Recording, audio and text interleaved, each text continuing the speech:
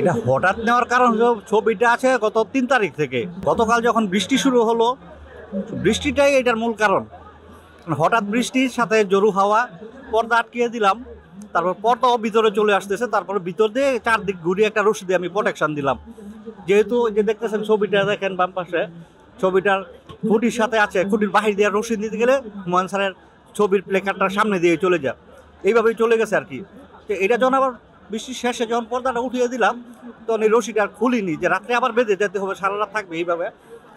ওই সুযোগে হুমায়ুন স্যারের যারা ভক্ত আছে তাদের কেউ হয়তো ছবিটা উঠিয়ে নিয়ে আর কি ফেসবুকে ছেড়ে দিয়েছে। গতবারের বেলাতেও ছিল, আগের বার প্রতিবারই আমরা এই ছবিটা লাগাই, হুমায়ুন স্যারের ছবি। বই না থাকলে ছবি লাগাবো কেন? বই আছে বিদায় ছবি লাগানো হয়েছে। এই ছবি তো মনে হয় 3 তারিখ থেকে, এতদিন তো এটার সাথে ছবি তুলছে, সেলফি তুলছে বহুত লোকজন, কোনো সমস্যা নাই। কালকে বৃষ্টির কারণে রশিটা, ছবি আটকানোর জন্য রশি বাঁধানো, পর্দা আটকানোর জন্য রশি, বৃষ্টি পানিটা ভিতরে না আসে, এইটার জন্য আমি রশিটা বেঁধেছি। কিন্তু সবাই মনে করছে যে হুমায়ুন স্যারের ছবি রশি দিয়ে ঝুলিয়ে রেখেছি, এই ভুল বুঝাবুঝি। তারা আমাদেরকে কেউ জিজ্ঞাসা করে যে ভাই ছবিটা কেন ওইভাবে রাখলেন, শুধু ছবি বাঁধা না, কিন্তু আমার পুরো চারদিক ঘুরানো ছিল রশিটা। আজকে এমনি আমার জন্য এসেছিলাম গল্পের বই কিনতে, আর ভূতের বই আর কমিক্স। ওনার পড়াম এমনি আমার লেখাটা সুন্দর লেগেছে, দেখলো ওনার গল্পগুলো। আমি এসছি ঢাকা থেকে, কিন্তু আমি কলকাতার, মানে কলকাতায় আমার বাড়ি। হ্যাঁ, মিসির আলী কিছুটা পড়েছি, আর দেবী পড়েছি। ওনার লেখার ব্যাপ্তি অনেকটাই, মানে উনি বিভিন্ন ধরনের গল্প লেখেন, উপন্যাস লিখেছেন। ওনার লেখার মধ্যে একটা অবশ্যই একটা তো মানে লিটারারি ভ্যালু আছেই, সাহিত্যিক একটা গুণমান তো আছেই, প্লাস ওনার প্লটগুলো আমার খুব ভালো লাগে। অন্য রকমের লেখেন উনি, আর অনেক ধরনের গল্প লেখেন উনি, মানে বিভিন্ন বিভিন্ন টাইপের প্লট নিয়ে, বিভিন্ন টাইপের চরিত্র নিয়ে।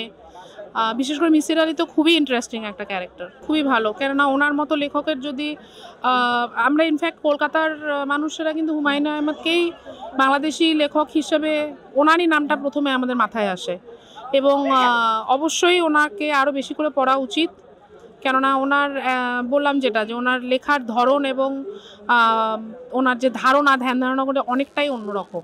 ওনার সব লেখাই ভালো লাগছে, ওনার উপন্যাস, ওনার ছবি, ওনার নাটক সবই ভালো লাগছে। তিন কন্যা। ভালো লাগে। জি, অবশ্যই ভালো লাগছে।